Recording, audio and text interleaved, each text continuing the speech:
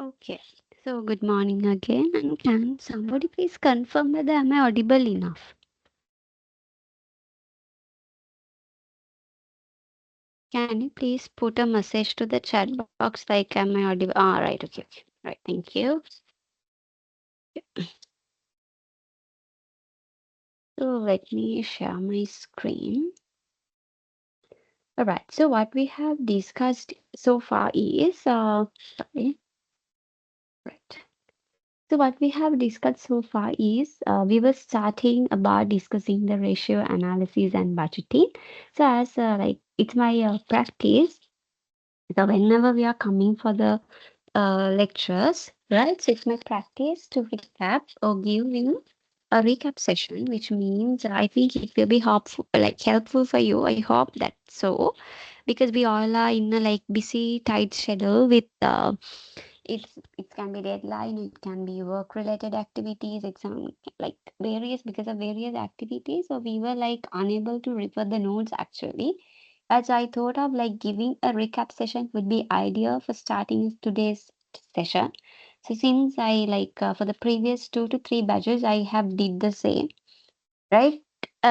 So but what happens is right when it comes to the latter parts of the session series, uh, most I would like to say the calculations and the uh, difficulty or the depth of the sessions will be like coming. What you have to do is make sure I can recap the session, but make sure you have to make or calculate at least one calculation from the examples that I have given so that that will helpful to maintain your time management as well as to have some kind of idea because all the lessons will be linked one to one. So that's what the like magic of that particular series. So that will be giving you a Jimmy. So if one lesson will be leading to another lesson, so I think that will also be useful. So if I done the same job which I have done for the previous, so we were discussing about actually the RBM. So I have discussed what is RBM actually. When it comes to the cost management concept, I have start with identifying the process of management, what meant by management, and I have highlight y'all can be receiving an exam oriented question as well because the examiner will be like testing the practical aspirations, practical aspects from this particular segment, from this particular session area. So I have separately identified what is the process of management and what are main four functions of the management that you all have to identify and what are the main 2 or 3 concepts that you have to mainly pay consideration and your attention, especially the efficiency, effectively, goals, objectives, and the POLC. So it might be regarding the short notes or it might be regarding relating with the practical aspects or the practical application. So this will be discussing in the management process. And then we have arrived how much important the cost information for an organization. And in that scenario, we have separately identified managers will be dealing with various kind of cost information in the various time periods in the organizations. And also it can be vary based on the organizations. So these are some functions actually why and what and when the managers will be dealing with kind of cost information when wherever is necessary. And then even we have identified, we have expressed this cost information is important, thereby that's why what happens, everything. But what is cost, right? So then only we have derived with the practical applications and the theoretical considerations. So we have identified what is cost, and then we have expressed with examples, and then we have classified the cost separate, right? We have identified mainly these type of cost activities, or I mean this type of cost classification done based on the purpose. Various kind of purposes can be identified in the organizational context. There might be like based on the proportionate purposes, and then it can be a behavioral purpose, various kind of purpose that we can identify. So because of that, what happens is classifying the cost can be identified based on those kind of purposes, and then we have identified mainly the cost behavior, because in the hotel sector අපි කතා කරා cost behavior එක තමයි main consideration එක වෙන්නේ, because of the fluctuations. Since that is in the environmental context, it's because like it obviously belongs with the fluctuations, peak seasons, off peak seasons, etc. Because of that fluctuations of the level of activity that will be focusing on discussing the behavioral cost. And then we have identified what type of level of activities that can be measured by the various ways.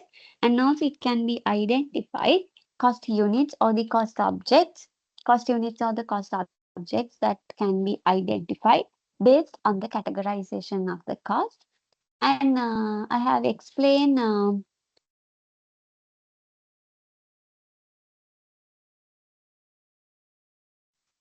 sorry, quantitative measurements are using to calculate the cost objects, and also then we have identified several industries, and then we have calculated what type of cost units that we can observe, and then we have identified several importance of understanding the cost behaviors, because this is also I have identified and highlighted with the practical application. Sometimes your examiner can be test, and also sometimes giving a case-based scenario around 5 to 6 rules. So examiner can be identified an examination area. Uh, like I have explained, right? That particular person is not asking to list down the importance, but rather than that, in the practical application, what type of cost behavioral applications can be identified, and why those type of things will need for the organization. So they will be asking the question like that. So then you have to figure it out. Okay, they are asking about these kind of importance. Why we need to study cost behavior in the organizational context in this volatile environment. So then we have identified the two forms of cost, fixed cost and the variable cost. We have identified the total variable cost, unit variable cost, as well as total variable cost and the unit fixed cost. Here, the fixed cost, the graphical illustrations with the examples I have explained, and then we have coming to discuss about the per unit fixed cost, and we have identified with the calculation it's going to be reduced. And then the step fixed cost, we have separately identified why the step fixed cost will be matter in the hotel and tourism sector. And also then we have discussed what is the total variable cost, and which is the variable cost can be identified based on the different of the activity, like different level of the activities. And then we have with the examples, with the discussions that we have identified, the variable cost per unit as well with the graphical illustrations. I have done a calculation to prove that as well. So even though like various activity levels, the per unit variable cost will be remaining as constant. Because of the practical scenarios, what happens is we cannot observe a linear observations in each and every cases in the practical work. Because each and every the raw materials cannot be directly substituted to one and each other. Because of that, what happens is there can be observed a non-linear equation, right? Because of that, sorry, because of that, what happens is we can observe a non-linear cost curve. Because of that, we can identify, because of that, we have already identified where like the steeper curve linear cost as well as less steeper curve linear variable cost. Here I have given you the conclusion as a graphical illustration, so you better refer it for the total fixed cost, total variable cost, unit fixed cost, as well as the unit variable cost. And then we have identified semi-variable cost as well, because that is the combination of fixed cost as well as the variable cost. That is what we call as semi. right? So both the like hybrid nature of the cost or else the mixed nature of the cost we can identify with the examples we have expressed, and then finally we have done a classroom activity, right? And then also we have calculated the total cost with the calculations, and also we have done some kind of calculations, and then we have directly derived in the present context. What happens for the managers is in the managerial level, rather than they are considering the fixed cost and variable cost. In addition to that, now in the present context, because of this environmental fluctuations, they are mainly considering this relevant component of the cost. They are directly dealing with the decision making of the managerial level that will help you or that will guide you to make a better decision to focus on achieving the goals objectives in efficient and effective manner, right? Based on that, we have identified opportunity cost as a relevant cost with example and exercise, and then we have identified incremental revenues as well as the incremental cost as the relevant cost. After that, we have identified the non-relevant cost. So on the other hand, what we can identify is non-relevant cost. So that will be directly dealing with, take my pen. Okay, that directly dealing with the not changing, right? That remain unaltered regardless of the decision being taken, which means costs that are not usually relevant in the management decision making. We can omit those costs where you are going to make a decision which will be related with the management perspective. Right? If you are going to take a management decision, so management පැත්තේ managerial decision එකක් focus කරනවා නම් මේ වගේ cost, taken an unrelevant cost, you can omit those type of costs because they are do not, why we are going to having, why we are going to uh, omit those kind of things, because that not creating a significant impact. एक significant impact එකක් create කරන්නේ නැහැ for your decision making. Right? So these are the examples for the non-relevant cost, right? So we will be focusing on each and everything. What happens is මෙන්න මේ වගේ cost එකක් තියෙනවා නම් ඔයාගේ decision making purpose එකට significant impact එකක් ඇති කරන්නේ නැත්නම් what happens, you are not going to consider these type of cost into your decision making context, right? First one we'll discuss with the sunk cost. Sunk cost means we have already done, right? Sunk. Ship has sunk. We cannot take it back. The, the best example that I will be taking is the Titanic, right? So with the Titanic, that has been like developed with the various and the best technology at that time. But what happens is they were failed to recognize that iceberg when they are like, they have not actually, I would like to say rather they have not directly identified and they have not calculated the risk as well as they were like thought. Okay, this was the luxurious ship that we have ever find and ever developed. So no matter disaster or no matter damage that can be destroy the particular ship. What happens, that was hit to the iceberg and the half of the ship was sunk. Still, it can be like take on the like parts of the ship, that's fine, but as a ship we cannot take, right? Because it has been broken to several small parts with that particular iceberg incident.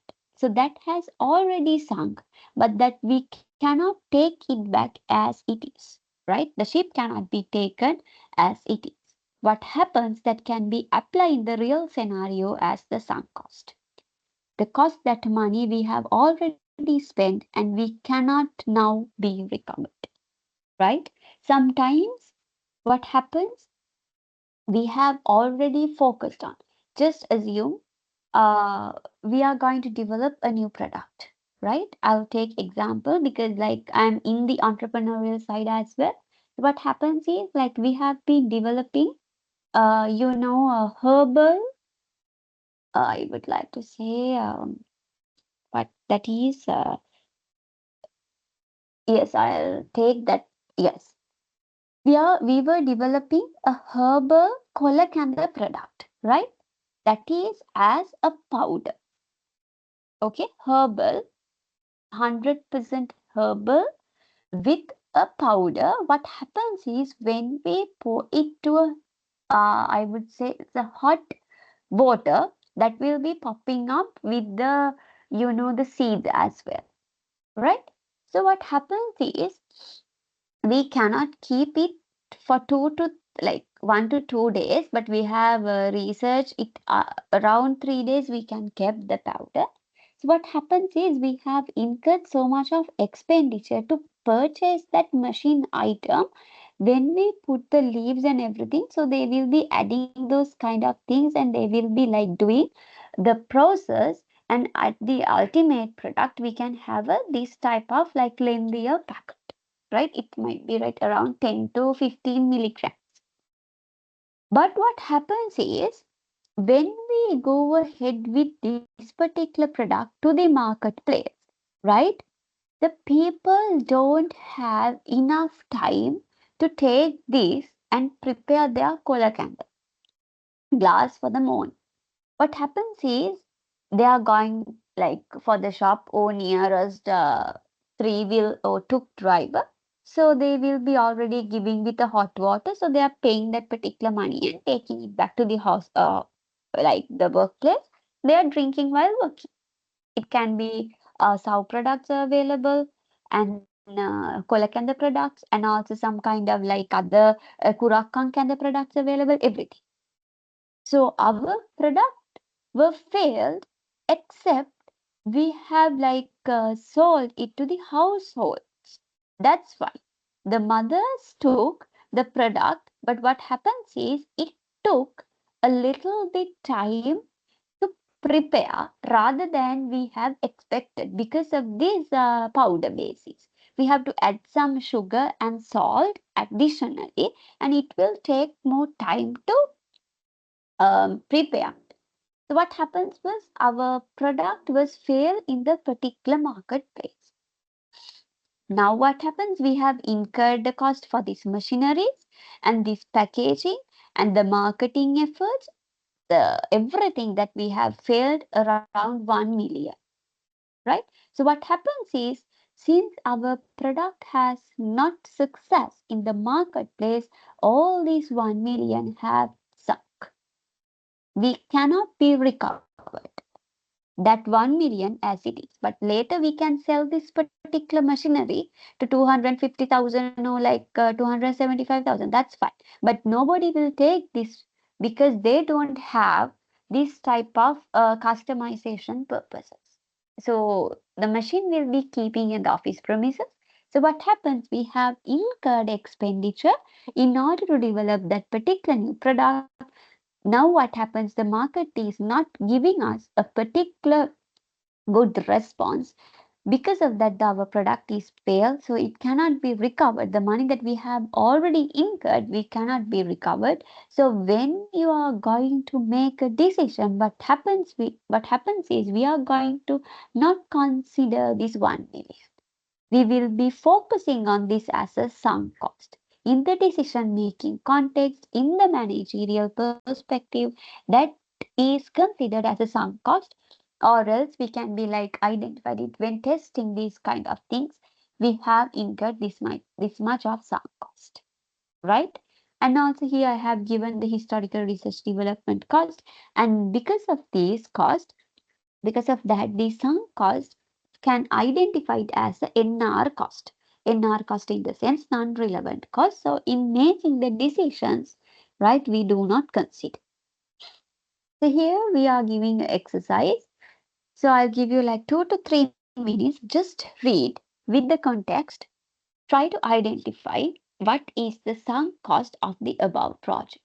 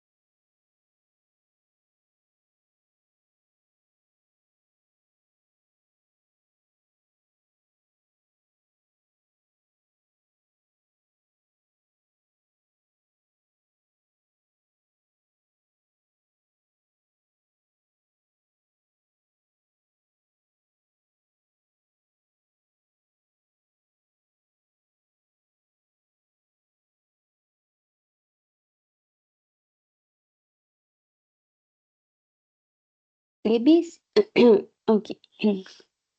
Sorry, like I'm like not well these days. Sorry for the trouble caused by myself. Right. So we'll move with this exercise number 3. So ABC Limited is coming into a rent agreement, not rent, sorry, it's rent. So with the building owner on this particular date, right? 30th, we'll have this 30th, 6th. Let me take an Excel so that I can like easily work.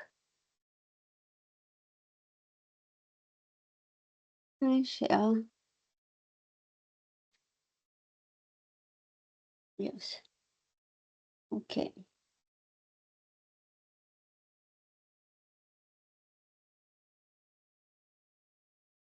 All right. Now we can work.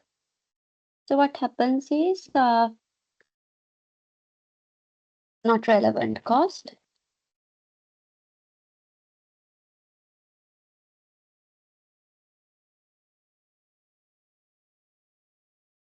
Okay, I'll share my Excel. I hope you can see my Excel. Yes. Not relevant cost.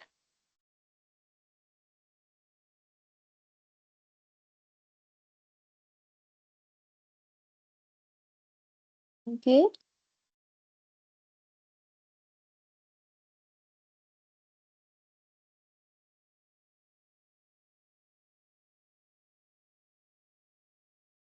Okay, example 3.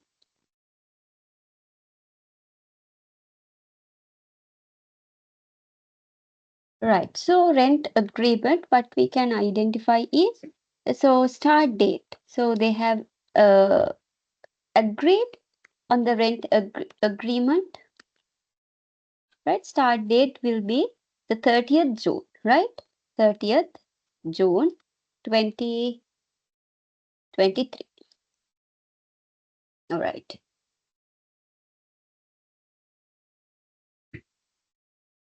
30th June. So it later. And then what happens is they have agreed to pay and rent amount of 25,000. So the rent amount is they have going to pay is 25,000, right? And then period for 1 year. They have signed the rent period. Okay, so rent period is 1 year. And then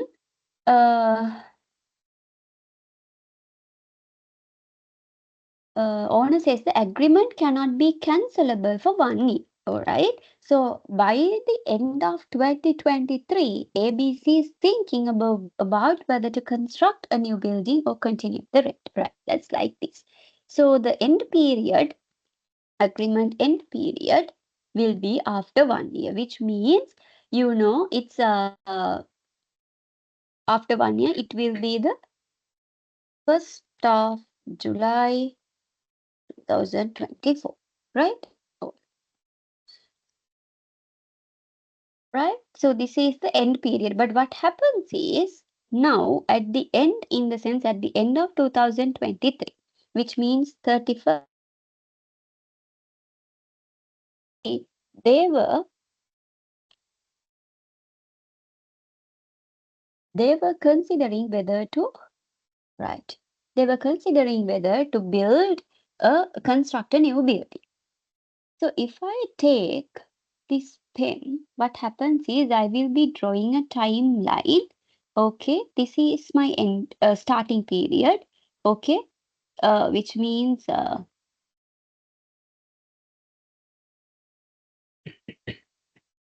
right, 1st of June, and this is 31st of June, right? So we were starting the period here, we will be entering here, right? So what happens is we will be paying a rent by month. So already we will be now here. Okay, we will be standing here. Why we are standing here at the end of the year. They're asking about at the end of the year, we were thinking about whether to construct a new building or not. if we are going to construct a new building, we will be losing the monthly rent that we have paid already. That will be considered as a sunk cost. If we'll be continue the rent as what we have done previously, we have not will be incurred a cost that is a sunk cost. So rent amount will be 25,000. So from the 6:30, 7:30, 6:30, 7:30, 7:30, 8:30, 8:30, 9:30, 9:30, 10:30, 10:30, 11:30, 11:30, 12. What happens is we have already paid monthly rent for 6 months. So 25,000 into 6 months we have already paid, and this can be considered, right? So this part can be considered if we are moving to construction of the new building without considering continuing the rent forward.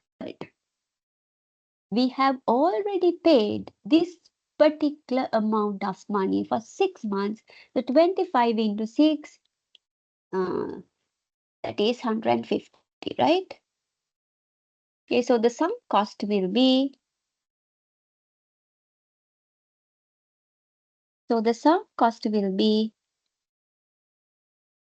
monthly rent into 6 months. This can be considered as your sunk cost because you have already paid this much of money, right? This much of money considering to construction of the building. If they are moving with the construction, so that will be they will be losing the money that they have already paid for 6 months. But if they are continuing the rent, they do not sunk cost because they will be continuing the same process. Clear?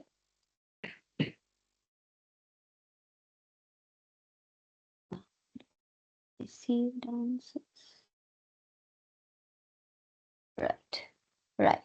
Okay, I have received the answers as well. Okay. So what let me save that document so I can share it with you later. I'm going to share. Give me 1 minute. Wait.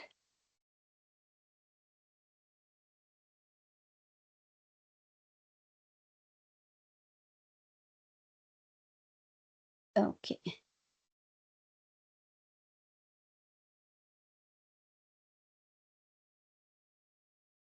Okay. Share my screen. So now we have finished it off the sunk cost, right? So, okay. Now we can identify it. Okay. Now we can identify the second one, that is historical cost. So what you mean by historical cost is also known as the original cost, right? So if we move with the historical cost, that means that can be considered as the depreciation cost, which means depreciation has been already calculated conventionally, like such as depreciation calculation do not result in future cash flows, even though what happens is we took an asset. What we do is like we will be keeping reducing yearly basis or else monthly basis the value of the asset. But what happens is even though we reduce that particular amount from the profit, an actual cash outflow will not be resulting in the organization. We will be keep reduction in a profit. That same applicable for bad debts and the doubtful debts. Even though we have reduced it in the profit, actual cash outflow will not be generating, which means that not being going out for the organization. Because of that, we can consider those as historical cost because they are only the book entries that are designed to spread the original cost of assets over its useful life. Right?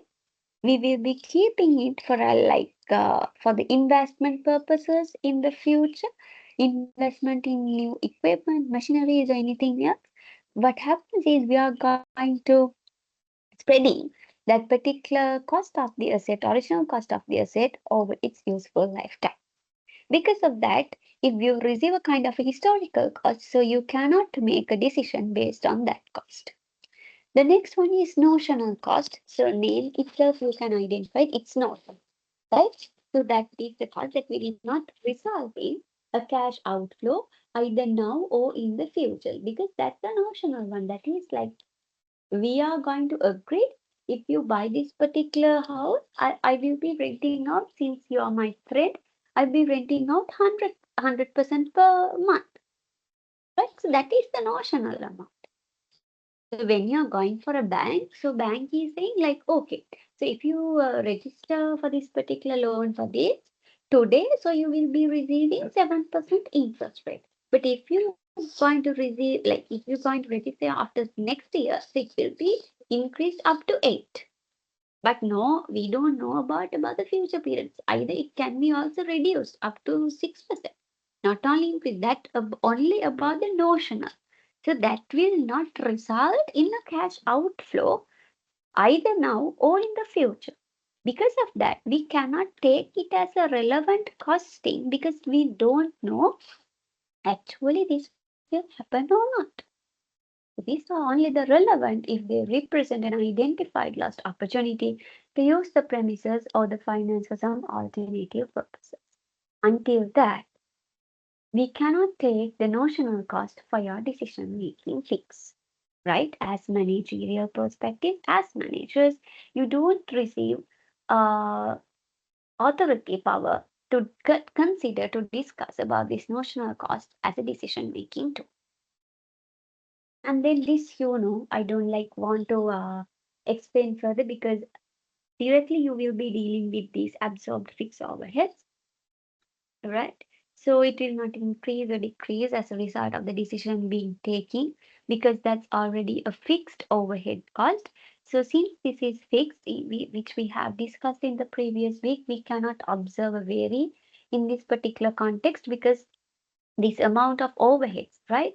So what we have to do is this amount of overheads for a cost unit that we have calculated might it can be like altered because of various kind of decisions. But what happens is in the cost accounting, in the management accounting principle, in the overhead will not be changed because of that can be considered as a fixed, right?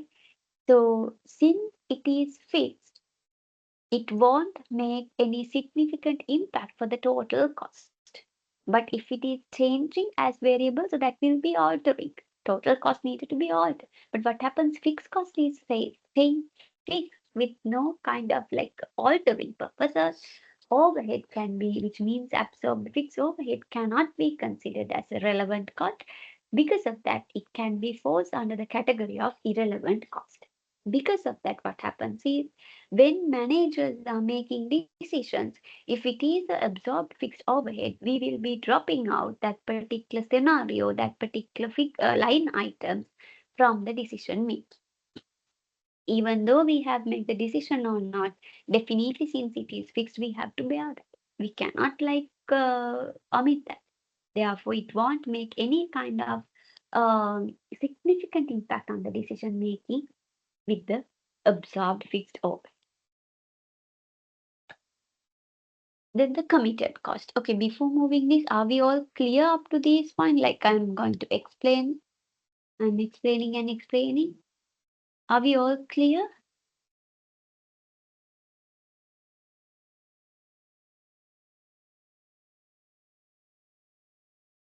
Ah, yes. Ah, all right. Okay. All right. Thank you.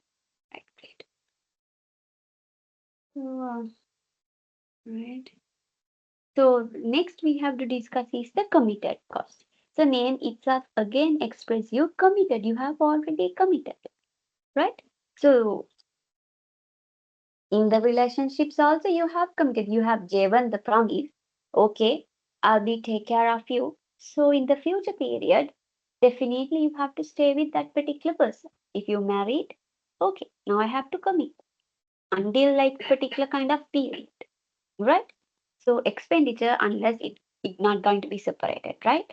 So expenditure that will be incurred in the future, right? But what happens as a result of the decision taken in the past, you cannot be changed. That is, you have already committed, okay, I will be taking care of you in the future period. So you have taken the decision in past. But what happens, the cash outflows will be coming towards in the future period. So I have to pay for that particular rent. So I have to take that her for shopping. I have to take that particular person's meals and everything, right? So you have taken the decision in the past. Okay, I will marry you. But the cash outflows will be resulting in the future. So you have already committed. Whatever, right? This cost will be incurred regardless of the decision being taken. Therefore, it cannot be considered again as a relevant in the managerial decision, right? For example, what happens is we will be agreeing for a rent agreement, right? Or else we will be agreeing for a particular kind of period. So what happens in that particular period? We have gave a key money. Just assume we have gave 10,000 key money for that particular person A, assuming that I will be coming on the next month for that particular place to rent. What happens is after 2 weeks, a friend of that particular person is called him, okay, don't stay on rent. You can share my room.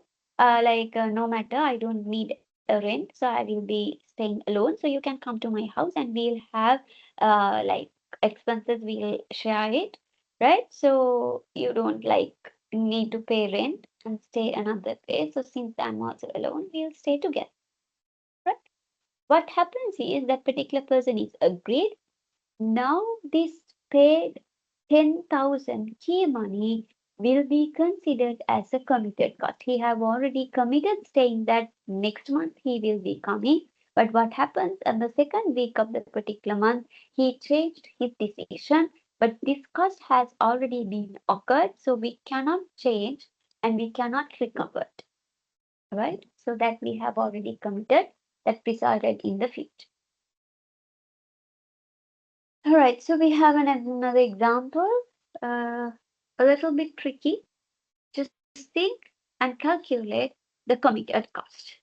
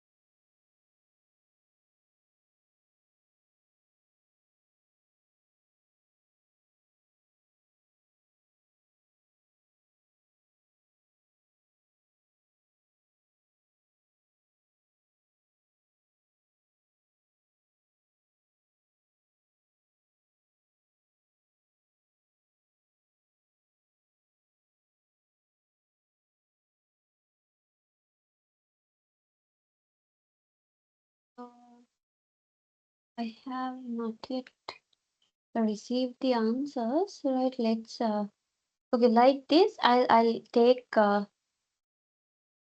same Excel sheet.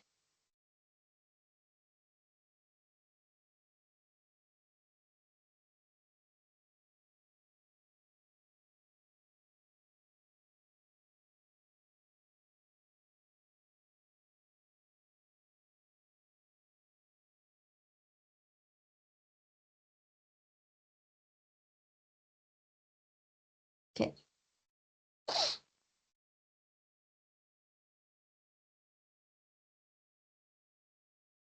Directly copy and paste. Oh, sorry.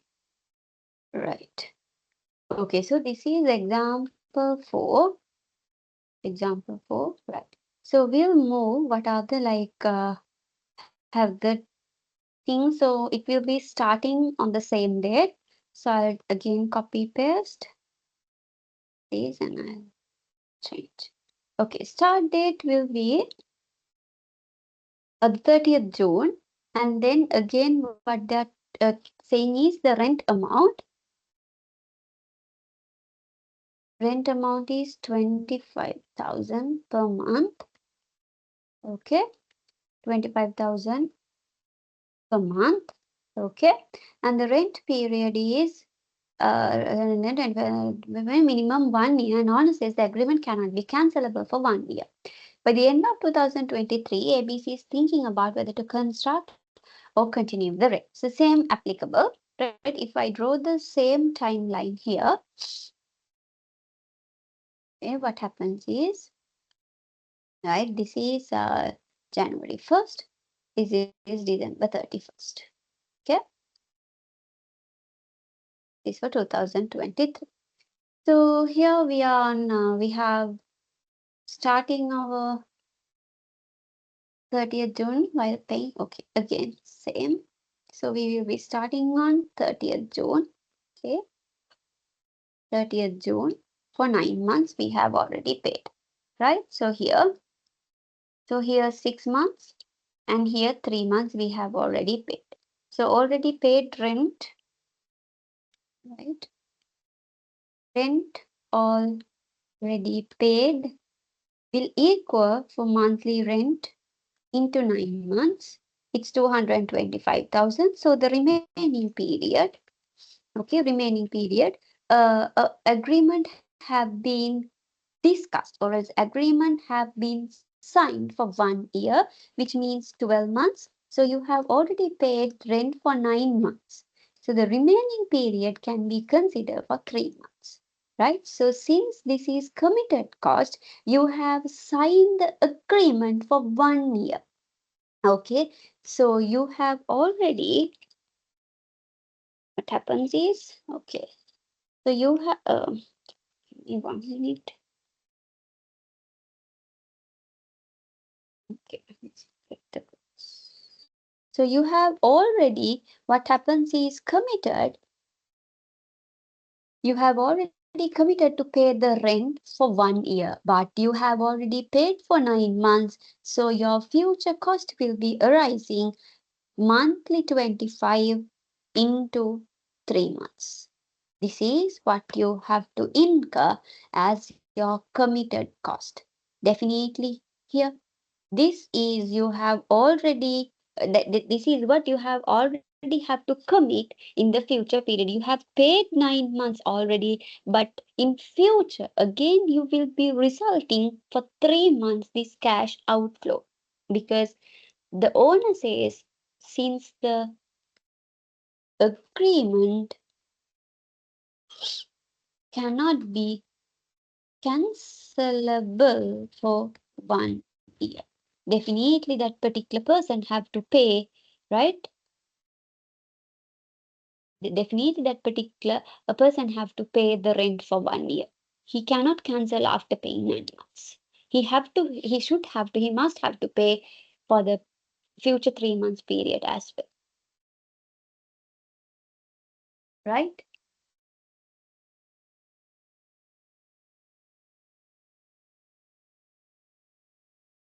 So any questions?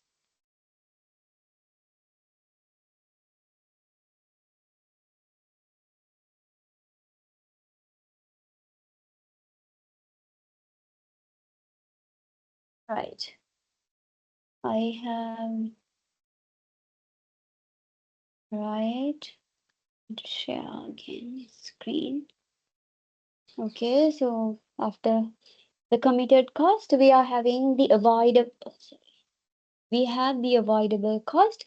Avoidable cost means a kind of a specific cost category, right? A specific cost category that what happens is avoidable cost of an activity or sector of the business that would be avoided if the activity or sector do not exist. If that particular thing do not exist, what happens is like that can be considered as avoidable cost. So shutdown cost and cost are those that won't be saved as a result of shutdown, like salaries, wages, electricity, water, rent expenses, anything, right? So cost that can be like saved in the future as a result sorry, as a result of shutdown. So we can identify those costs as the avoidable cost. The differential cost. The differential cost in the sense that is the difference between which means the total cost difference, right? Total cost difference between the various alternatives. If we are when we are going to make a decision, right? If we are going to make a decision, we have two or three alternatives. So what happens is every manager is considering the advantages, disadvantages, cost and profit in each and every concept, right? Sorry. Sorry.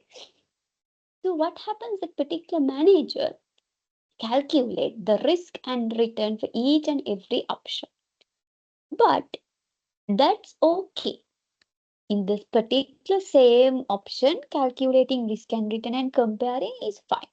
But between options, which means option 1 and 3, this is cost and this is revenue, so that can be that can be compared, that can be take the difference. But happens is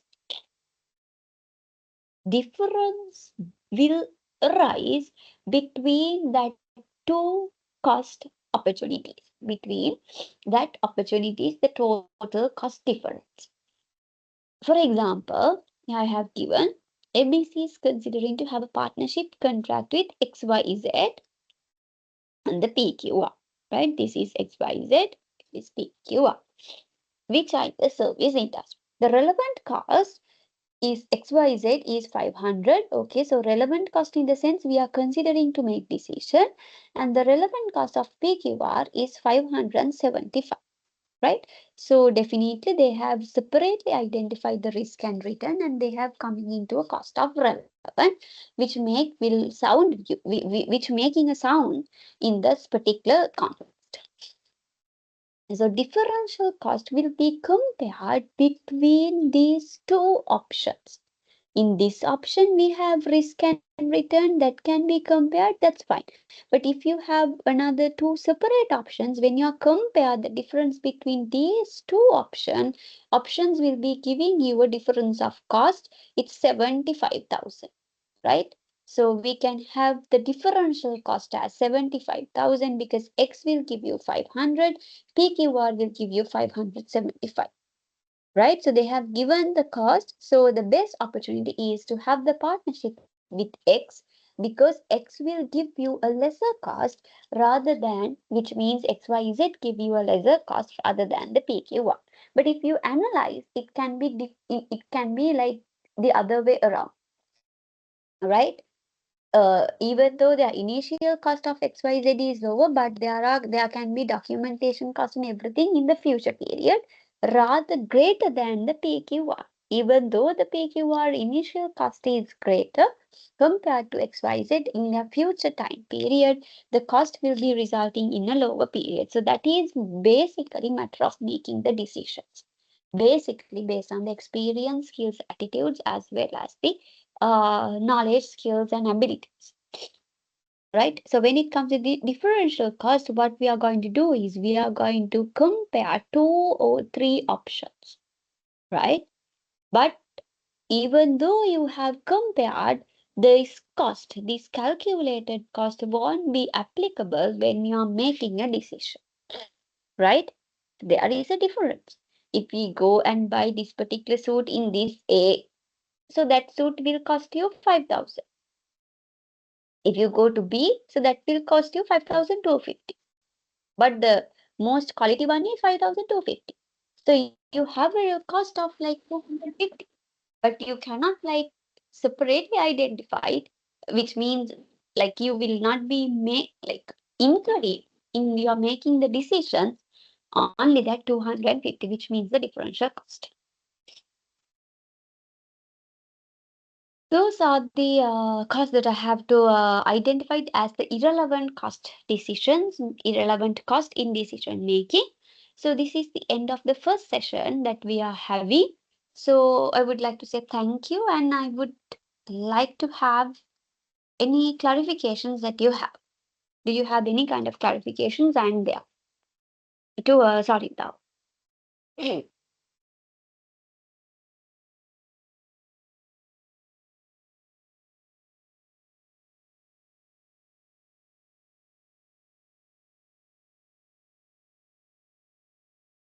So far, no, right, great. Okay.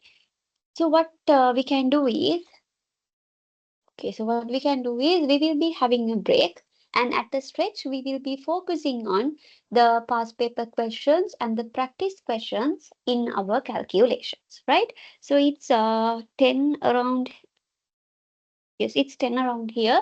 So we will be joining back at 10:30, and at the stretch up to 12 we will be calculating the calculations which relate to this lesson, right? So come back at 10:30 and enjoy your breakfast.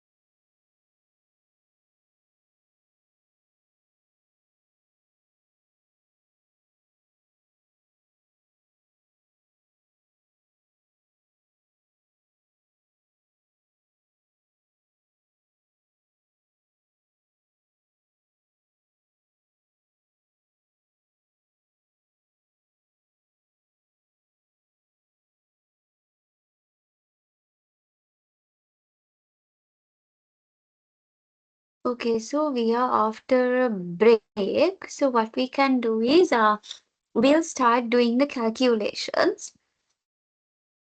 Uh, I'll share my screen here.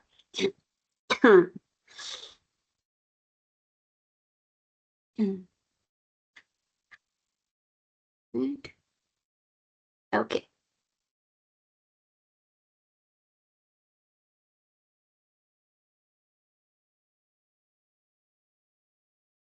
Getting started. What happened? Okay.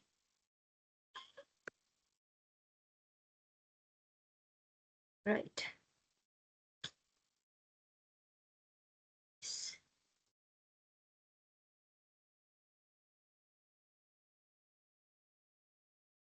Still you cannot see. All right. Now you can see. Right. Okay. So this is the question number one. Okay. So this is somewhat like very simple one. So here a luxury beach resort operates varying occupancy at varying occupancy levels, and the following data is relating to housekeeping. So occupancy room nights they have given with the total housekeeping cost, and you were asked to determine the fixed and variable cost component. They have given you a hint using high-low method, and you are also required to estimate the total housekeeping cost at an occupancy level of 4,500 room nights, right? So you can go ahead. I'll give you like 5 minutes for the calculation, then I'll start my calculations. I'm just giving you the time to practice you, right? If not, I can just go ahead and take my answers.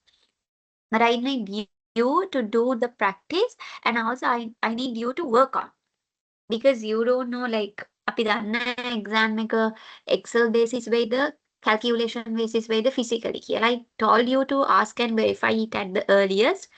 So if not, you will be having a mess at the end of your like session series, right?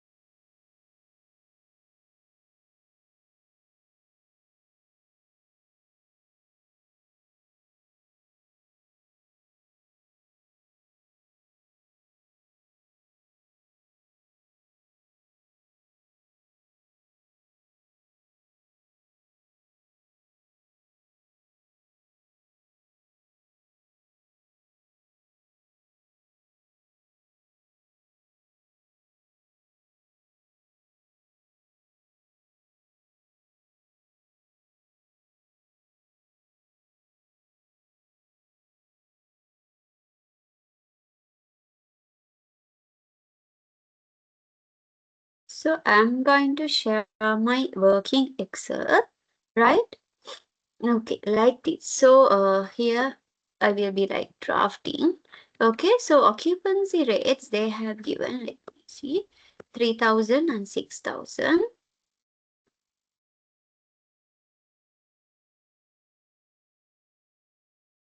3,000 and 6,000.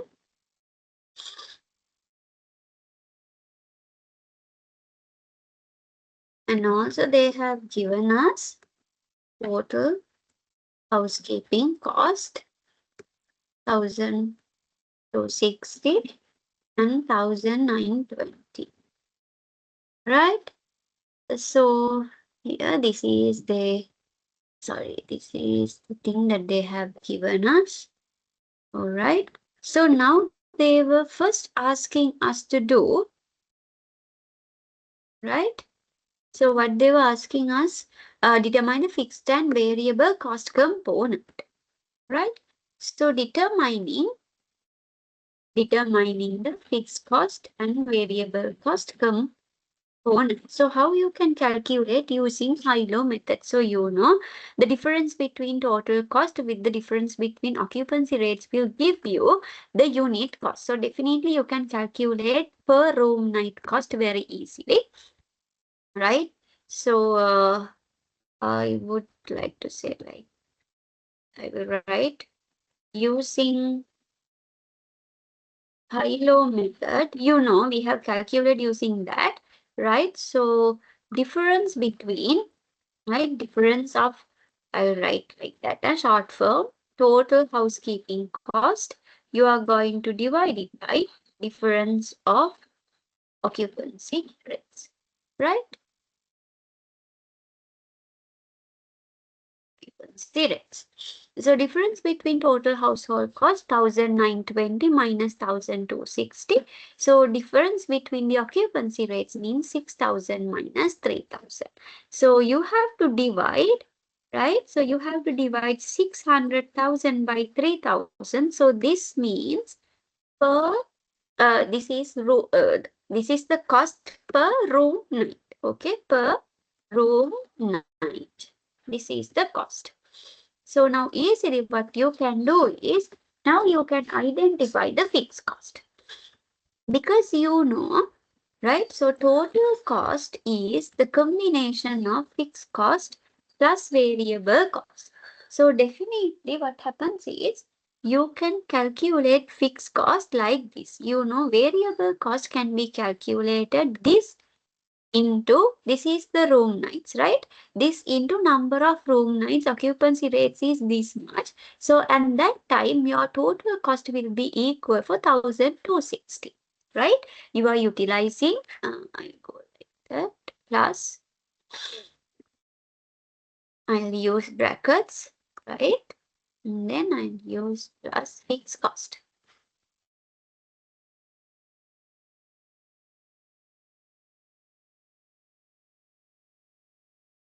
Right? Okay, I'll go like this. Plus fixed cost. Okay.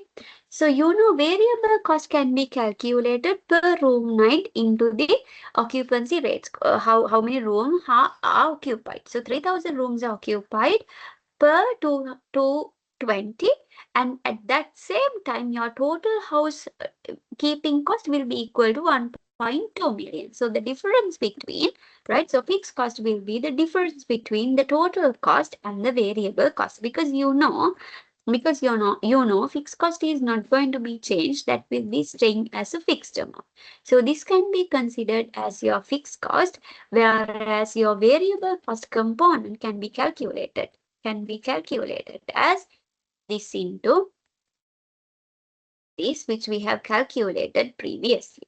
Okay, so what we have done is we have separately calculated the fixed cost and the variable cost component under the first question that they have asked. Then that is A, right?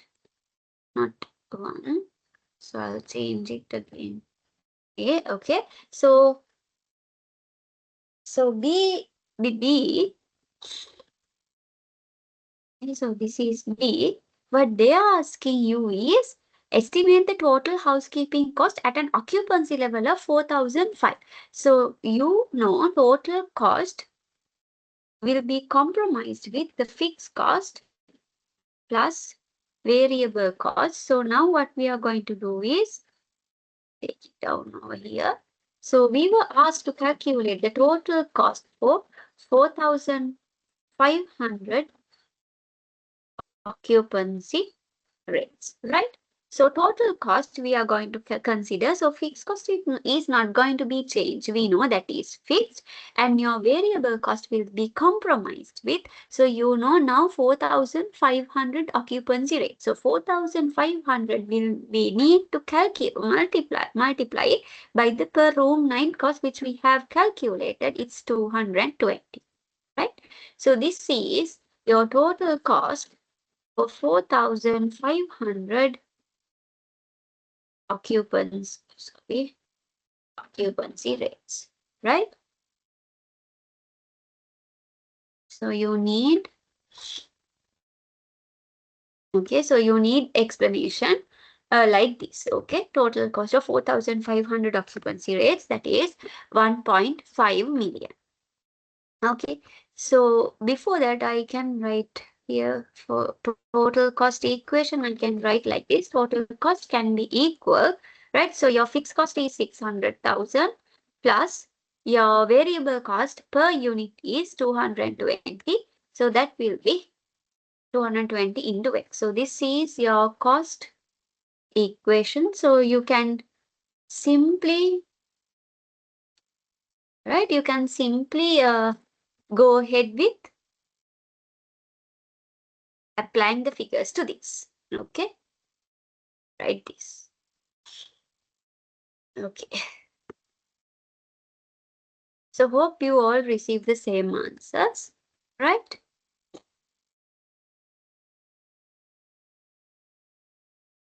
And then I would like, I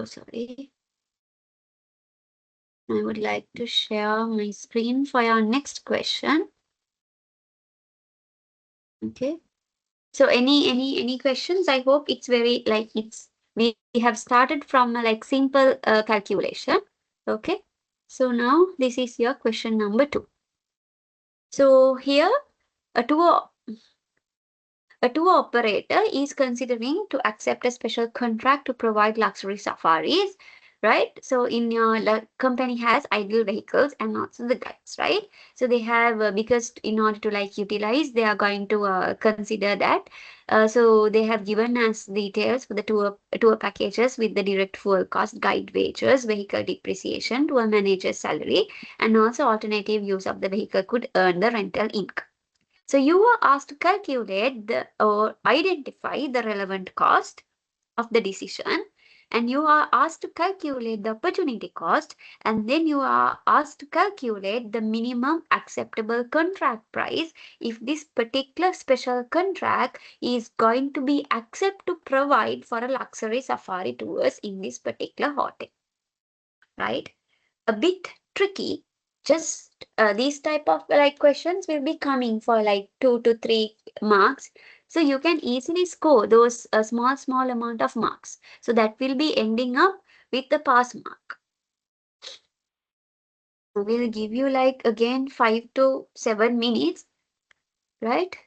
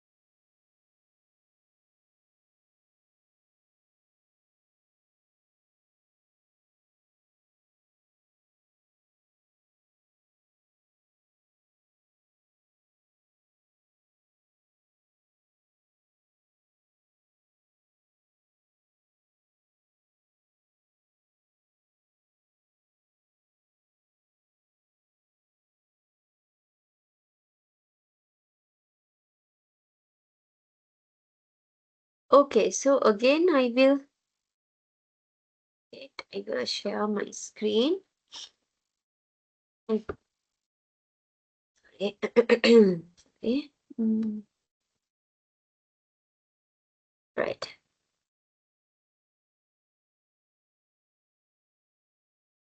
So what they were now asking from us is, right, the question number 2, take here, right?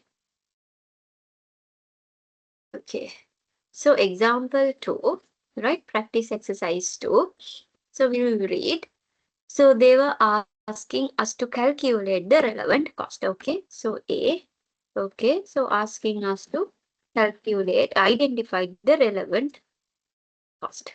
So why now relevant cost will be made a significant impact, right? Make a significant impact on your decision making, right? So whatever the decision is going to be taking by impacting a significant amount, so you will be considered that as an relevant cost. So what are the relevant costs that you have identified in this particular scenario?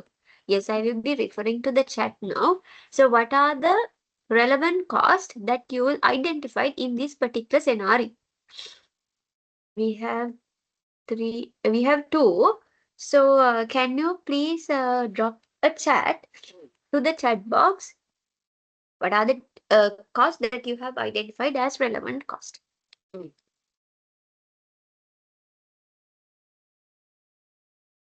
Yes.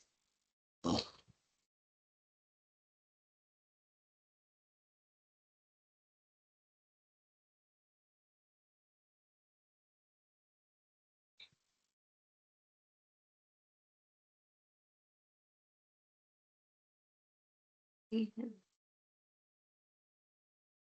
Right. So let's go ahead with this. I have received. Okay. So first one we will be referring is direct fuel cost.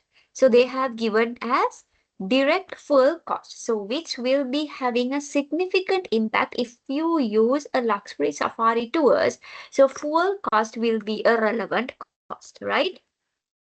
So direct fuel cost, because it's going to be a direct, so it's 45,000. And then the next option, guide wages, right? So again, guide wages, if you operate it, so you need to pay an amount of salary for that guide to us, which will be operating them. And again, vehicle depreciation, as we have discussed, so we can be considered, it's not relevant. And again, tour manager's salary, they have expressed it as already paid. And the alternative use of vehicle, we can consider that as an opportunity cost. So this will be the relevant cost. Okay. So we can identify the total relevant cost because they are giving a scenario like this, right? So we can have the total of this. So you can have the total relevant cost. You have to mention it as it's given as rupees, right?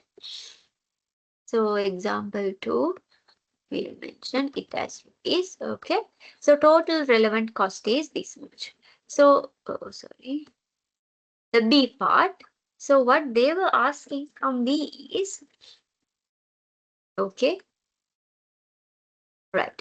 So second one, they are asking us to calculate the opportunity cost. So alternative use of the vehicle could earn rental income, which means if that particular vehicle is not using, which means this particular vehicle is using for this purpose, which means we have to sacrifice another alternative use of vehicle, which means the rental income. We can rent it for another purposes. So that will call rental income. We'll call as the opportunity cost. Okay.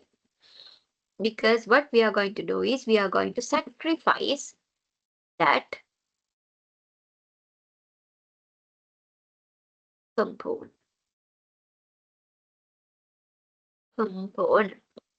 Right? So your opportunity cost will be 15,000. Okay. So what is the minimum contract price? Okay. They are asking a minimum acceptable contract price. So in when like identify the minimum acceptable contract price, what you have to do is, first of all, you have to cover up all your relevant costing because that will be having a significant impact on your decision making. So first of all, you have to cover up all your relevant costing.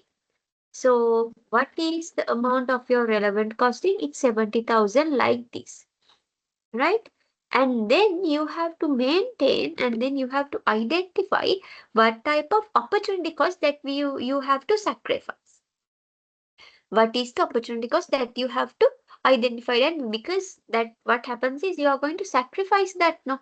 So again you have to take the opportunity cost, right? Opportunity cost, because you are going to sacrifice that for another use of purpose. So when you are setting the minimum acceptable price for a particular option, now you have the definitely direct cost, which means the relevant cost, which will be directly impacting, and also you will be focusing on sacrifices options as well as in the opportunity cost. So both of these together will be focusing on, will gives you the minimum contract price that you will be referring to, minimum contract price that you will be referring to offer this particular option, right?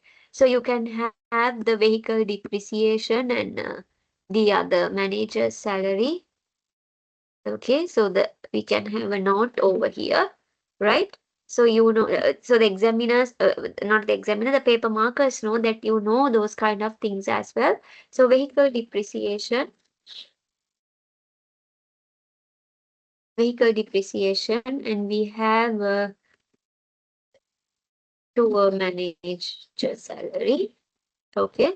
So vehicle depreciation is 10 and then salary is 20 already paid. So already paid, this will be a sunk cost, right? So whereas vehicle depreciation, sorry, vehicle depreciation, we can take as you have already paid historical cost. Histo Historical cost, and you have the to a manager's salary that you have already paid sunk cost, or else you can consider it as a committed cost as well. If this particular option is going to be considered, definitely you know you have a cash outflow in the future period, so you can also consider it as a committed cost also, right? Both answers can be acceptable. So what in the note, what happens is these two, these following two line items will be excluded from the calculation because they are irrelevant costs which do not making a significant impact, right? So this is how you have to write. Okay, this is how you have to write answers in your final examinations. Okay, so I hope you clear. I hope like everybody is got the points.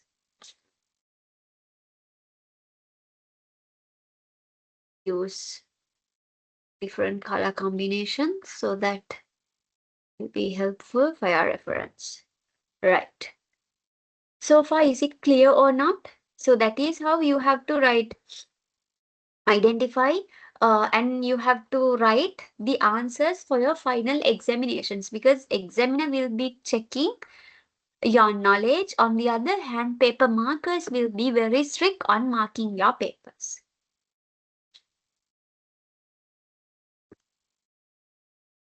Uh, so I'm waiting for your response. Are we all clear?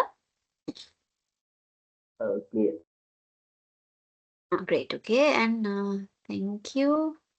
Okay. So the next question, I have a question bank for you. Wait. So this is the question number 3. So what they are, is it not shared? Okay. So what they're asking is, so hotel is going to evaluate so 2 alternative expansion projects. Okay. So what they're asking is they are evaluating 2 alternative expansion projects like cost category, project A, project B with extra utilities, marketing and staff salaries. So you are asked to calculate the incremental cost of each project, and you are required to determine the differential cost between the project A and project B, and you have to interpret the managerial significance. This will cost you the most marks. If this question will be receiving in your examination, this will gives you the most marks, which means 4 to 6 marks, right? If this is a 10 marks question, this will be receiving 6, this 2 or 2, or else this will be receiving 4, this will be 2, and this will be 3, right? So it will be receiving for 10 marks. Just try to calculate this. Again, we'll give you like some time to think and make the calculations.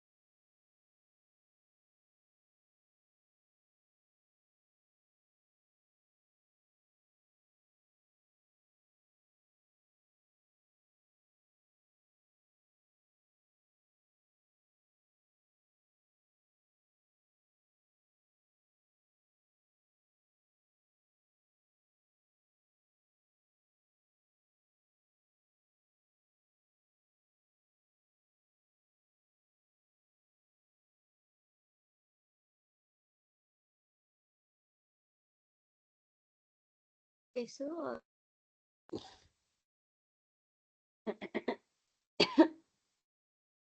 here, so example 3, okay, right. So now they were saying that to calculate first the incremental cost of each project, okay. So incremental cost, okay. Before that I'll take here. So we have two projects, okay, project A and project B with the cost. So first they are asking the staff salaries, right? Then utilities, and then marketing. Okay. So project A salaries will be 24 and 29. 24, 29. Then utilities 600, marketing 500, here 750, here 300. Right? So now now we can calculate the incremental cost. Okay. Incremental cost in the sense here from project A, okay, project A, the incremental cost will be the salaries plus utilities, because all of the things are cost. There is no income is available. Salary is a cost, utility is a cost, and marketing is a cost. So project A cost will be salaries plus utilities and marketing. So this is the main incremental cost of project A. And the incremental cost of project B also can be calculated like this, right? Which means for project A, salary is 29, utility is 750, and the marketing will be 300. Like this. Yes, 3950. Okay. Here 3005. Okay. Then determine the differential cost between the project A and project B. Now it's very easy. So we have two options, right? This is A. Okay. B. Differential cost. Differential cost means the difference between, right, two options. Difference between the two options, which means we have project A and project B, right? So now to calculate, sorry, project A and project B. Now we can calculate the differential cost. So the differential cost will be the difference between the project B cost and the project A cost. Why I have taken like that? If I take A and B, so it will be a negative value. That's why I took it as a positive one, right? And then C, interpret the managerial significance. So how you can interpret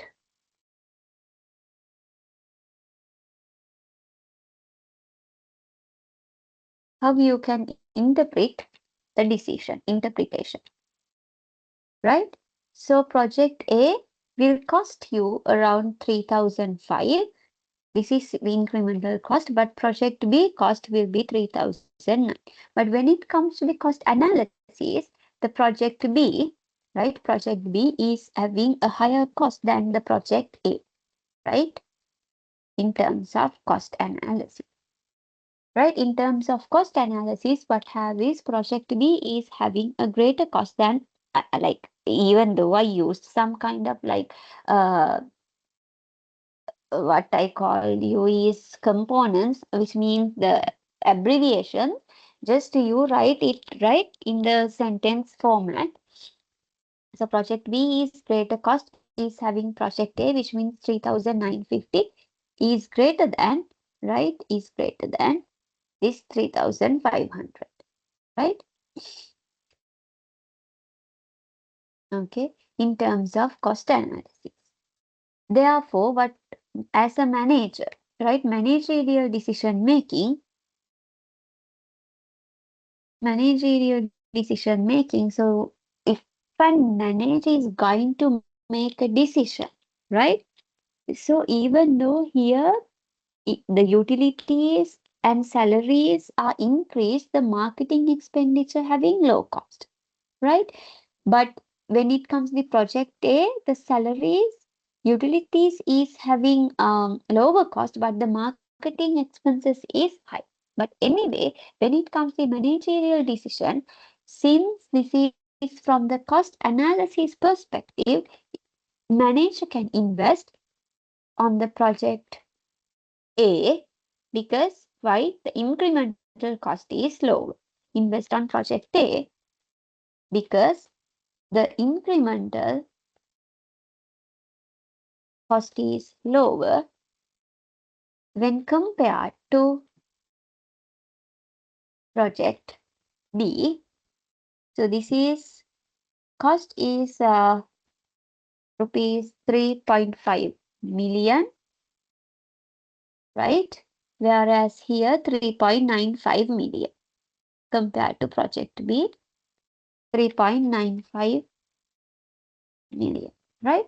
So since this is on cost basis, okay, even though there is an like salary expenditures difference, but the total when it comes to incremental cost perspective, so cost is greater than project B. So if you are like you have to bear additional 450, yeah, additional 450 of differential cost if you invest in me. But sometimes in the future period, as I have done my explanation with the presentation, so sometimes in the future period, we might be the most profitable one, even though you have incurred a high investment or high cost in the initial stage, right? But according to this perspective, according to the given information, what we have to choose is only one project, which we will be going to choose in project A because the cost is lower in that A when compared to B. In the perspective of cost analysis, if you are requested, if you have given here the incremental revenue, right? If you given the incremental revenue, what you have to choose is highest revenue, highest revenue generation project, right? Because highest revenue,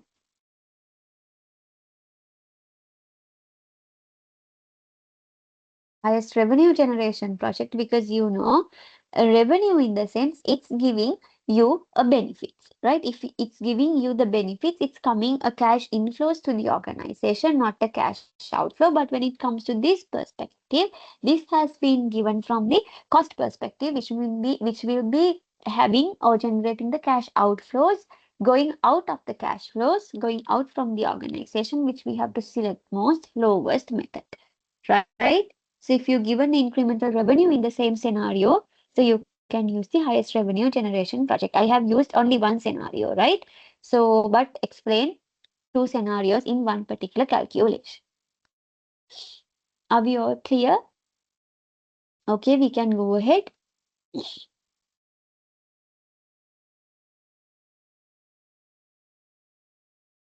We have one more calculation from the practice examples before exam oriented questions. This thing. So it is an airline catering company, right? So you have to identify fixed and variable cost component, total cost, and per meal, why the cost per meal declines as the volume increases. A simple question regarding the cost behavior.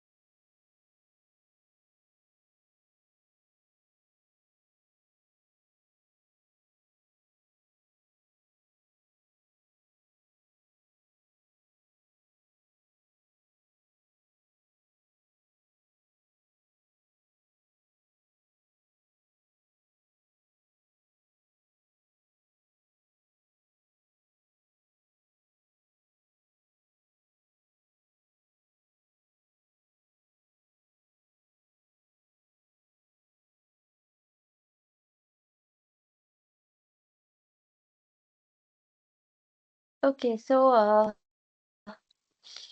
I hope you did the calculation. So it's very, very, very simple. I'll do the calculation at the stretch directly.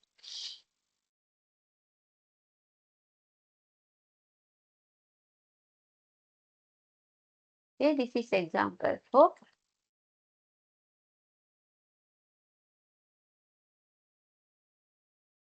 So we can identify directly the cost component. It's very easily. They have given us the total cost function, right? So with the total cost function, what we can identify is easily we can identify the fixed cost component as they have given us the fixed cost. Given us the fixed cost component as 1.2 million, right? And the variable cost component they have given as 350 per meal, right? And then B, they have asked us to calculate the total cost at 4,000 meals, right? So total cost at 4,000, total cost at 4,000 meals. You know, total cost is equal for your fixed cost plus your variable cost. So you know your fixed cost is 1.2 million, right? Then you can add your variable cost per unit, it's 350. You asked to calculate around 4,000, right? So this is the formula, right? We can have,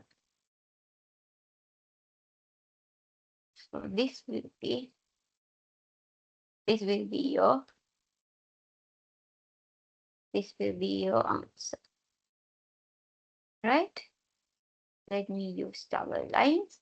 And then at the C, okay, they asking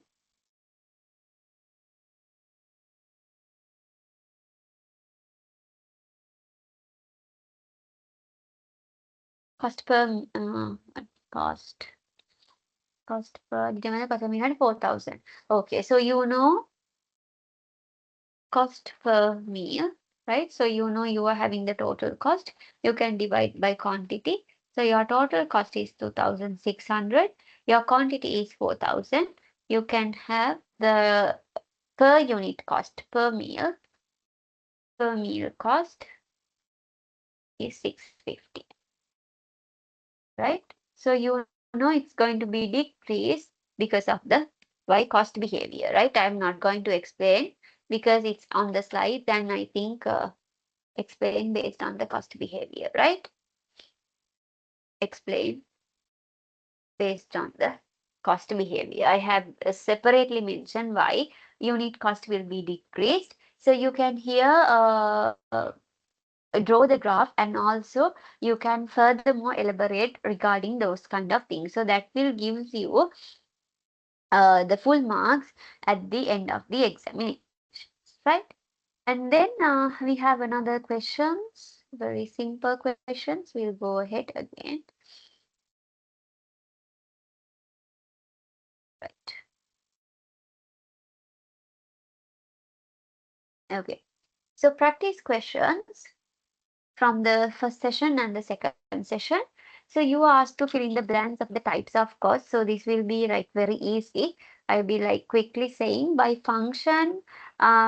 Yes, any kind of question, any kind of like answers you will be receiving. I will be waiting to refresh your memory as well. You can go ahead by function.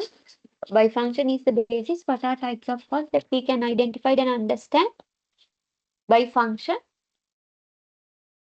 We can have the administration cost, selling and distribution cost, marketing cost, production cost, and manufacturing cost, financing cost, likewise. And by elements, if the elements was the basis, you can go ahead with like a direct material elements, no direct labor, direct other cost, indirect like material, indirect labor, indirect other cost. And based on the identifiability basis you can identify based on the direct cost or the indirect cost only. So if you can directly identify, it will be considered as a direct cost. You cannot directly identify it, it can be served as an indirect cost.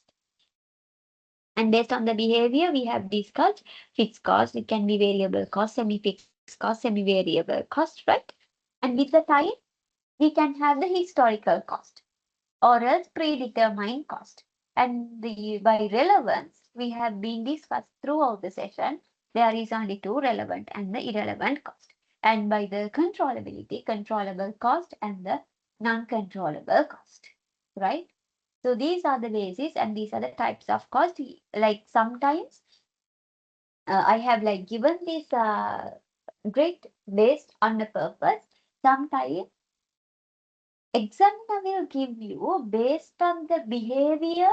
This uh, like units will be very based on the behavior. So based on the behavior in the sense, you have to identify, right? This is based on fixed cost, variable cost, right? If the examiner will give you in the calculation, these cost types will be basically changed according to the elements. So then you have to go ahead with calculating the direct material, direct labor, or the other. The material, labor, and other cost will be the variable cost, and the remaining part will be considered as fixed cost. Okay. So based on the examiner's hint, you have to work, right? That is the purpose that I have given you these types of cost, right? I will be write it for your further reference. I know like you won't write it. So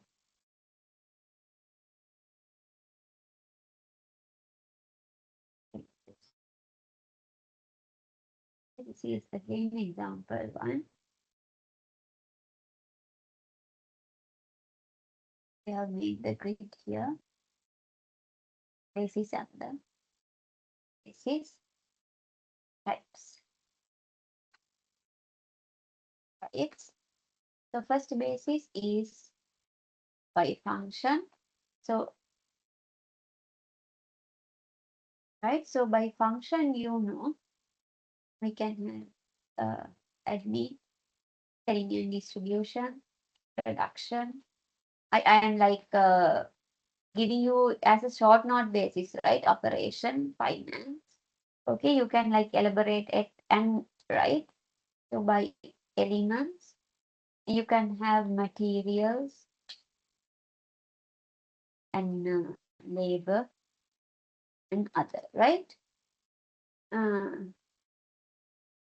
Materials.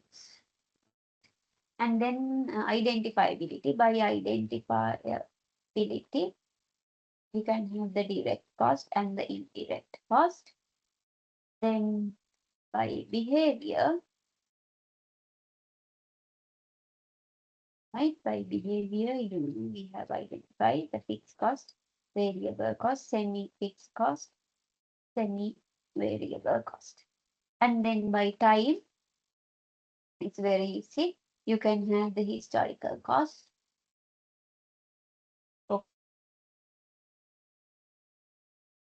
By relevance, you can have relevant cost or irrelevant cost.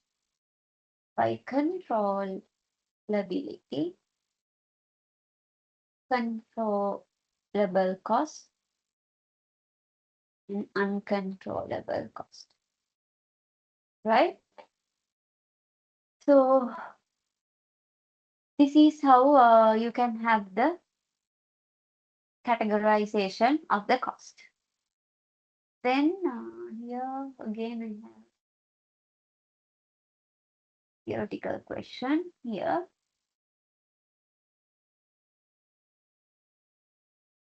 It's not sharing. Okay. So I need answer from you for this question, right? So far we have done all the calculation, right? So in your examinations, definitely these kind of theoretical questions will also be tested by the exam, right? At the end of the session, which means at the end of the session, I will be discussing both theoretical and practical, right? So this will be a practical scenario related to your theory. So explain how the 5 stages of the management process, right? planning, organizing, staffing, leading, and controlling. Mainly we have discussed four, but examiner will be having the staffing process as well. Apply in managing the operational cost of the four-star hotel during a season, peak seasonal period, right? I need the answer, so you, which means you don't need to explain, but I need the points. If this type of a question, if you receive in your examination, what are the points that you are going to include, right? What are the points that you need to include? So you have to like type it and give me. Don't put this copy and paste into the chat box. I mean the chat GPT or Claude or whatever perplexity. Just recall your memory and try to identify 2 or 3 points at least. Give you like 3 to 4 minutes.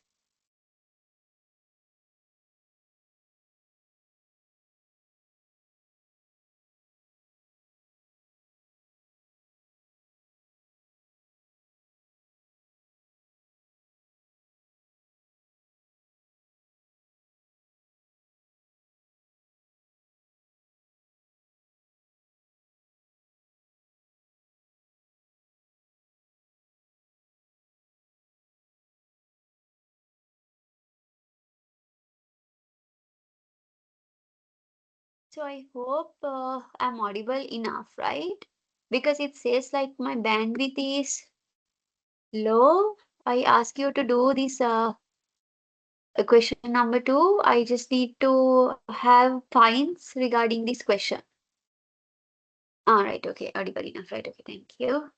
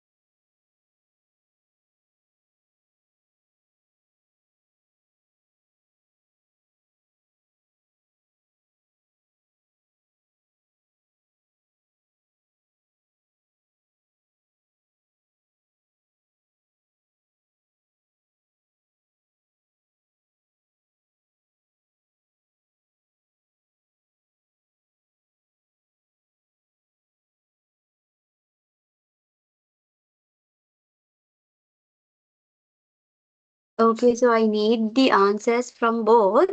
So, since we have like 5 stages now, so we have to think and we have to apply. So, I'll give you another 3 minutes. So still, the time is remaining. So, planning, organizing, leading, controlling, and staffing, you have to identify separately. Sorry, what type of things we can include under the managerial decision making, right? So the operational cost during a peak period season.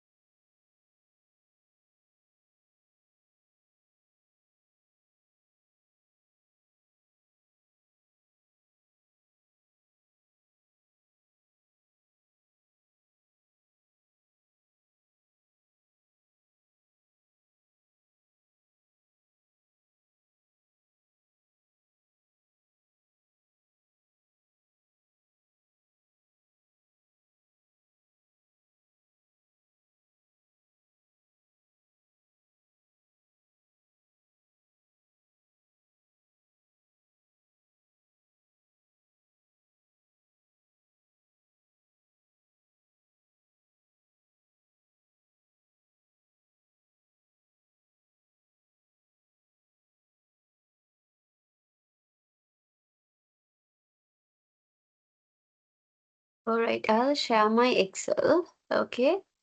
So I think like since I have explained in the first day, I think better to work with me so that will gives you the passing rate for your examinations. I don't know like what happens was in the previous stages also I don't know they have worked with me or not since like during the online session I cannot even see whether you are working or not. I know you all are busy with the like work same as me, but just sacrifice these 3 hours, right? So that will gives you less effort making at near in the examinations period, right?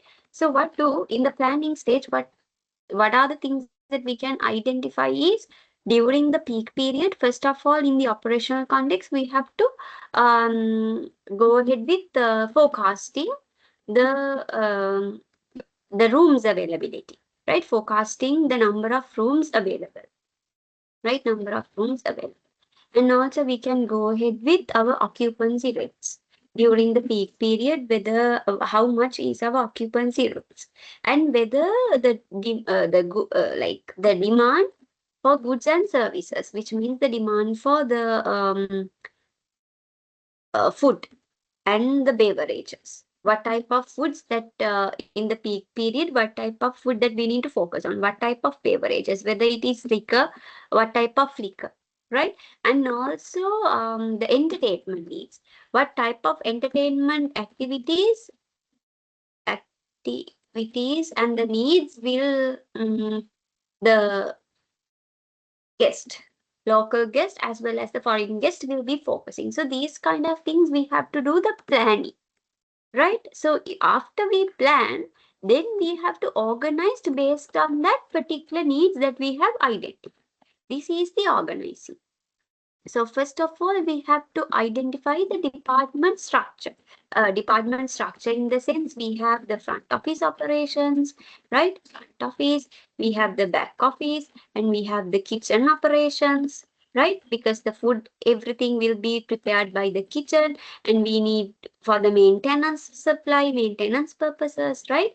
So, and the cleaning, and then janitary, everything we have to focus on because we know this is a peak period. So front office have to be work as well as back office as well as the kitchen, the chefs, whether they are having a leave period or any kind of medical discrepancies, everything, and we have to maintain properly laundries and then cleaning stations, everything we have to focus on.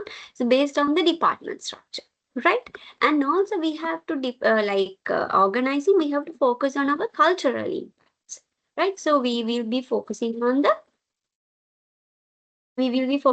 cultural impacts because various kind of cultural festivals can be observed, right? So the Independence Day, what we have passed on, was celebrated in the Gaul Marriott with the with joining with the foreign people, with the England people as well as with the various kind of like foreigners. So they were given the chance to visit and they were given the chance to go for the traditional dancing festivals, traditional films, then the traditional cooking scenarios. They will got the experience. So that will we have to identify any cultural impact can be identified based on these kind of things, right? And what else? And if there is so you can add, right? So with the staffing, what type of things that you have to need? You have to go ahead with recruiting the temporary staff, right? Because you know this is the peak period, so you have to recruit the temporary staff, and you have to recruit the contract staff. Okay, once the contract period is done, so you can let them off, and then you have to consider about OT time budgets because the people have to work on uh, late nights as well because of the guest arrivals. So, and you have to pay some kind of additional allowances, right? Because of that, because of that thing. So, some female workers or some male workers will require some kind of taxi fare, budget fare, right? So, the staffing we have to focus on that aspect, and then we have to lead in the leading context, what type of things that we need leading? We can motivate, right? We can motivate the staff. Do this type of things. Okay, we can have your salary increments. If you work on late nights, we can give you a bonus, and we can give you some allowance period, and we can give you some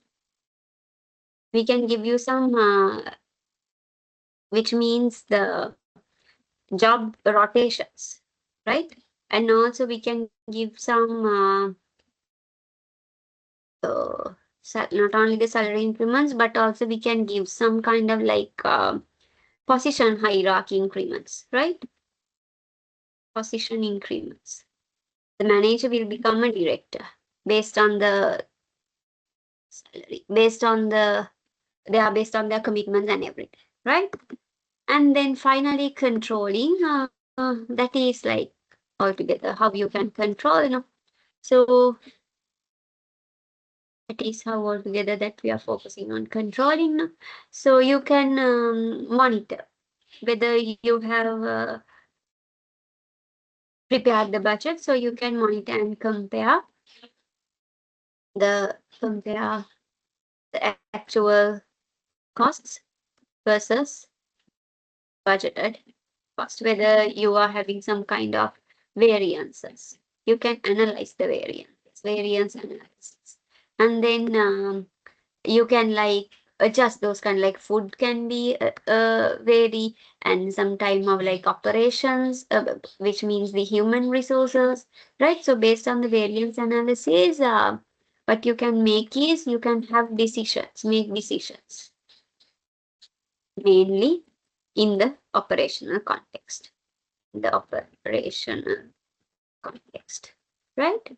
So these type of answers will be required in the examination by you, right? So I hope you clear and you got an understanding how, if like I have just jot these down, right? I have just pointed. So what you have to do is you have to elaborate, right? You have to explain this with practical examples.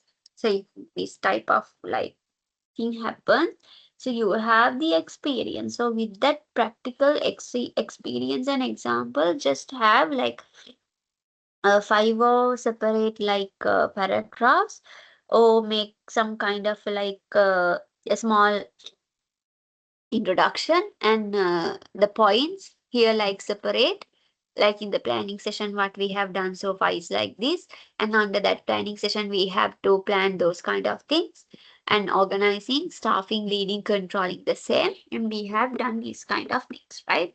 So those kind of things will be focusing on the exam. And then again we have the question call. Right. Can we have another question? Let me check.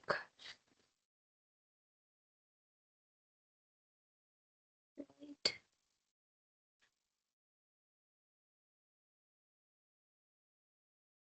We'll go ahead with this one. Question number. Uh, Let me share first the document. I have received.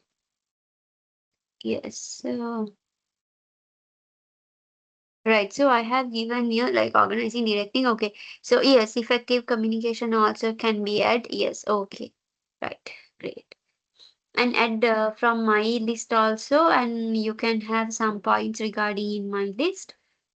So what we have done so far is second one. So question number 3, which is very similar one, which we have done for the previous example. So room occupied electricity. So we can identify the behavior, and we can plot the cost behavior graph and variable cost calculations with the fixed cost, right? Behavior impacts. So here we can identify the question number 4. We'll go ahead with this. So textile factory, one time special order, right? So cost per units they have given, and you are asked to identify, justify the relevant cost, and order should be accepted if there is a spare capacity, why or why not, and what would change if the factory running at the full capacity, right? So go ahead with the calculation. Just try to calculate.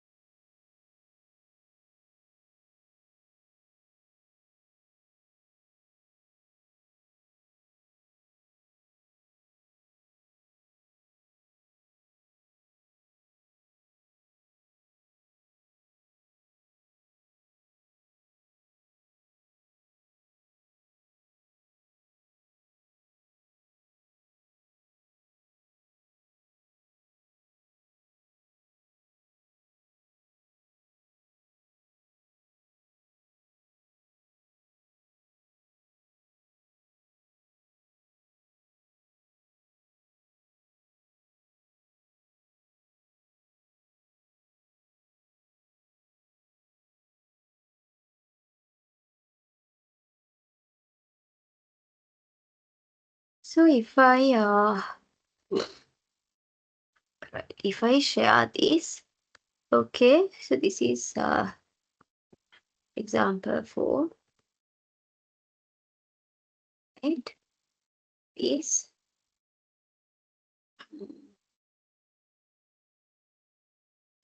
okay, I have to share first. Wait, right. So I will share these two documents, like there will be like some kind of additional examples as well. Just go through and try to do the calculations, right? So example 4, which, yes, textile factories deciding whether to accept, okay, a special order for 1,000 t-shirts at LKR rate per unit, okay. So identify and justify the relevant cost. So first of all, we have to identify and justify what type of relevant cost is there, right? So we'll identify. So here, uh, we'll use this as a cost and per unit cost, okay? And we'll make it here relevant or irrelevant. So it will be easy now because we have to do the calculations at the end as well. So right, first of all, cost, we have the direct material cost, and per unit cost they have mentioned as 300. So definitely, you know, direct material cost is a relevant cost that can be, that need to consider, and the direct labor cost is 200. Again, it is a relevant cost that we need to consider, right? And then variable overhead, okay, variable overhead cost, what is, yes, it's 100 again, variable no, so we have to consider because that is relevant, because you know it is going to be vary based on the activity level. And fixed overhead cost, that will be 100, sorry,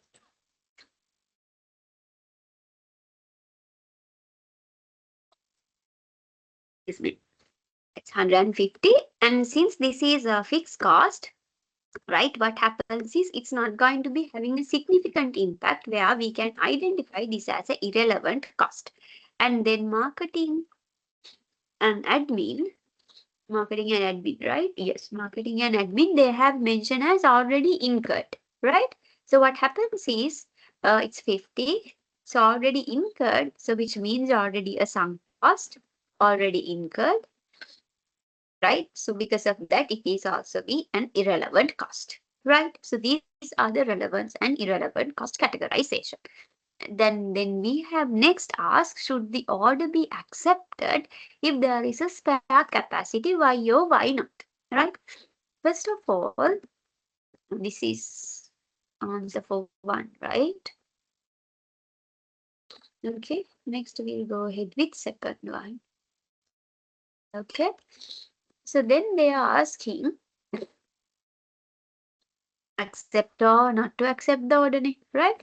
So order amount, okay, we'll have this order amount is 1,000 t-shirts, right?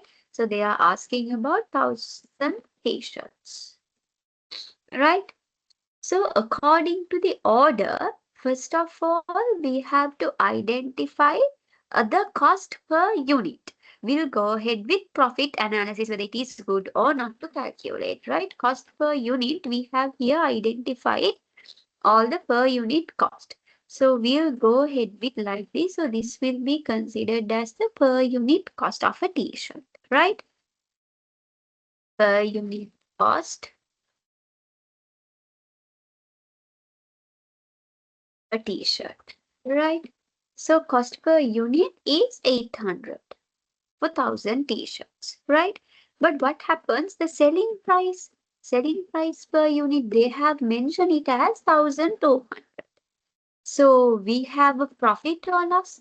We have a profit, no, because from the selling price we will be going to cover up the cost. We have additional 400 as a profit, right? So what happens is, so we'll have a total profit as well. This is a per unit, no, per unit profit, no, right? So we'll have the total profit. If you use 1,000 t-shirts, right? We can multiply it by per unit cost. It's, oh, sorry, 400 equal 1,000 into 400, which means this is your total cost. Right, this is your this is your total profit. Right, so what happens is, definitely, if you accept this 1,000 t-shirts order, we can have a profit, right? So accept, we can accept the order, right? We can accept the order because we have a profit. We can accept the order because of 400,000 profit, because we have a gain, right? Plus we can mention it as a gain.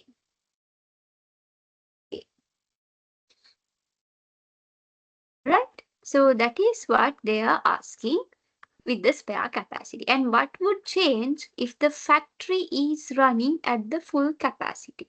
What will be change?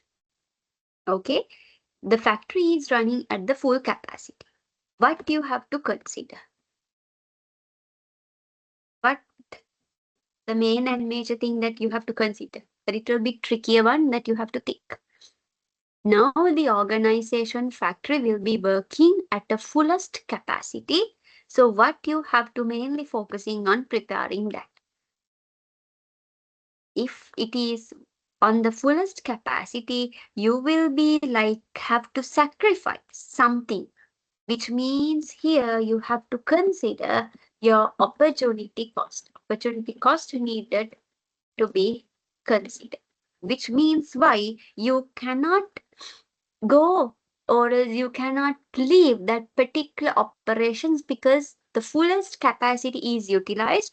If you want to like remove that, or if you want to stop that, so that will be, that means that you're sacrificing something else, right? So you have to consider the opportunity cost when you are using the operations in the factory outlets at the fullest capacity.